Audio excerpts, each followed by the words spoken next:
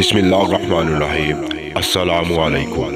احادیث نبوی صلی اللہ علیہ وآلہ وسلم۔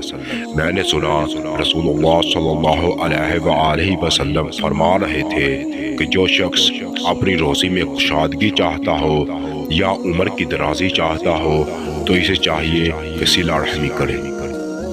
رسول اللہ صلی اللہ علیہ وآلہ وسلم نے فرمایا، وہ شخص جو لکڑی کا کٹھا اپنی پیٹھ پر لاد کر لائے اس سے بہتر ہے جو کسی کے سامنے ہاتھ پھیلائے، چاہے وہ اسے کچھ دے دے یا نہ دے۔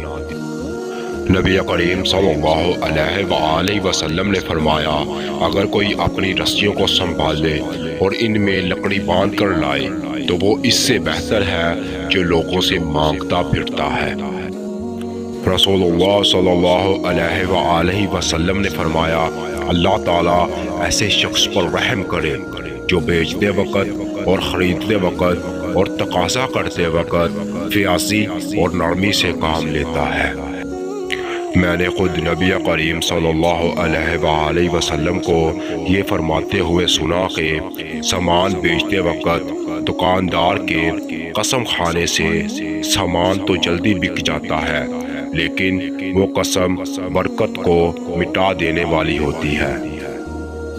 رسول اللہ صلی اللہ علیہ وآلہ وسلم نے فرمایا، کوئی شخص اپنے بھائی کی خرید و فروخت میں دخل اندازی نہ کرے۔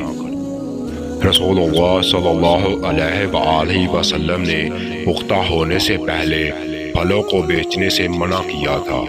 آپ کی ممانعت بیچنے والے اور خریدنے والے دونوں کو تھی۔